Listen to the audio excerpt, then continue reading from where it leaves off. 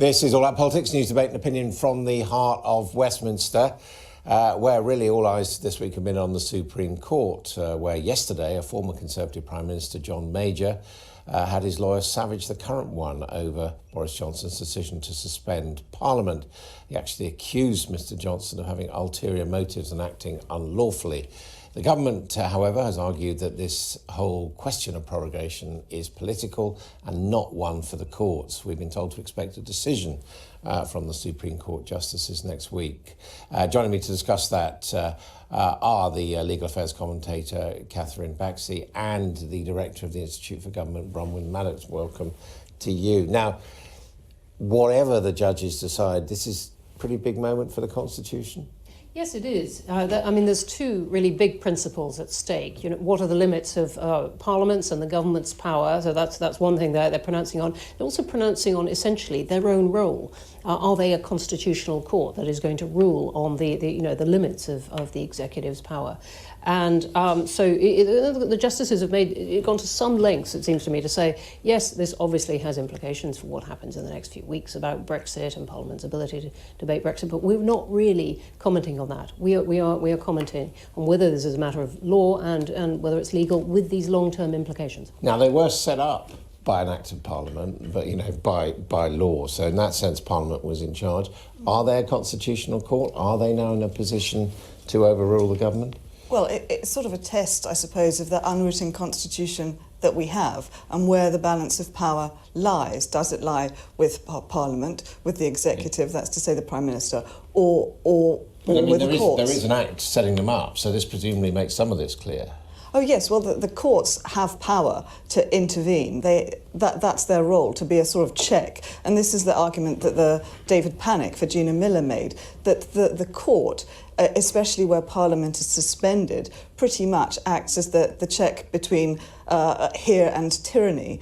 So that the court has that essential role, the judges have that essential role as a check on a Prime Minister who might seek, a future Prime Minister, who might seek to ride roughshod over the way we do politics in this country.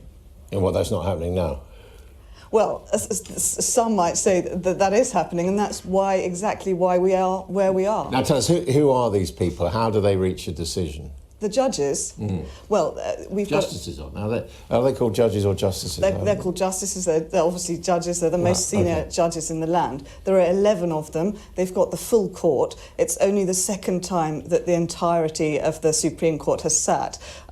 There are 12. But one of them doesn't sit. One of them isn't sitting. He's kind of like the Moeen Ali of the Supreme Court, not selected for the sort of first 11. They can't sit with all 12 because they don't want to have a divided verdict, a divided judgment. But isn't it also that one of the Supreme Court justices has to be available at all times to do something?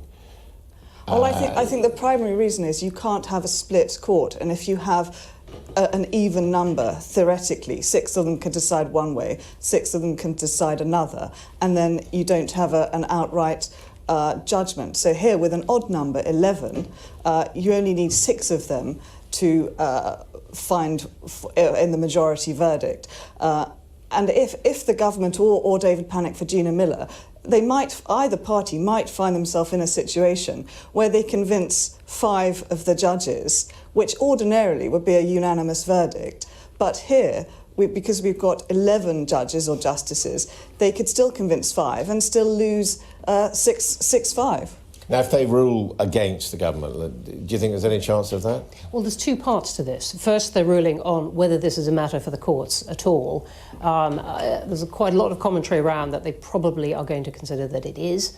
This is something that indeed they should be ruling on, and then they're going to consider whether or not it's lawful, whether the Prime Minister has abused his power and shut Parliament out of all that. And then it depends how they rule that. So do they rule that Parliament was prorogued and was successfully prorogued, or just that, or can they say that just annul that? Essentially, Parliament just resumes sitting. So even if both parts of that go against the government, there are different ways in which it could, which affect what Parliament next. And constitutionally, the really big moment for you would be if they say, yeah, this is there's this awful word, justiciable, which we have all got very good at pronouncing, even if slowly.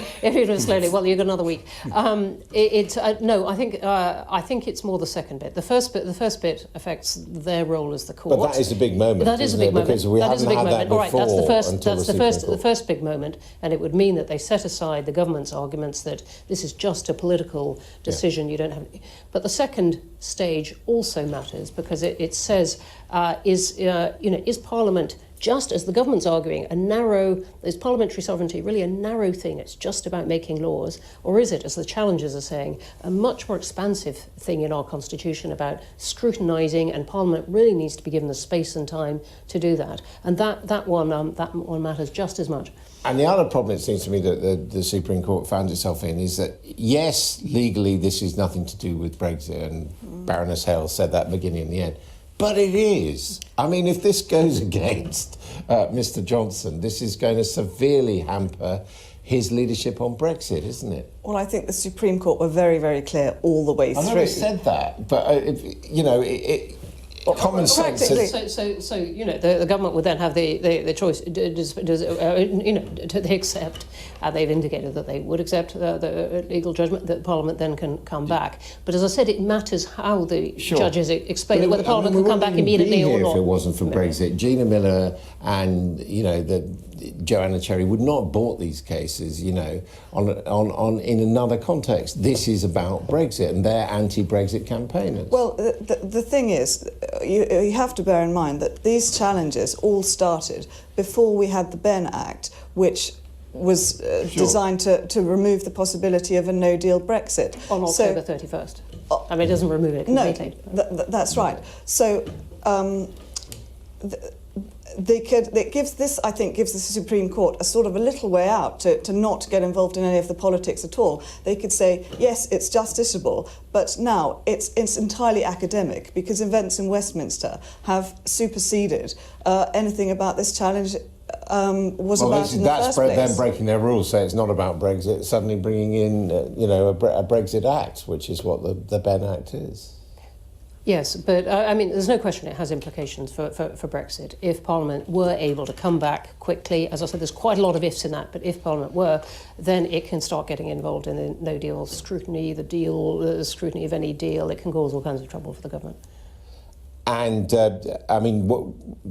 just talk us through that. I mean, supposing that they do rule that Parliament should come back, how will that actually affect the Brexit process, bearing in mind that we've already got this timetable? We do, and the timetable is rather short. Yeah. And that's one reason they said why they, acknowledging all this, they're going to try and have a decision next week, because otherwise there isn't a useful bit of time for this to apply. It does depend whether or not they say that whether Parliament has been prorogued or not, because if they say it actually hasn't been prorogued, then Parliament could in theory, sit again immediately. Otherwise, against the government or not? Against the government. Against the government on the justiciable bit, and I'm not sure about the other one. OK, thank you both very much indeed.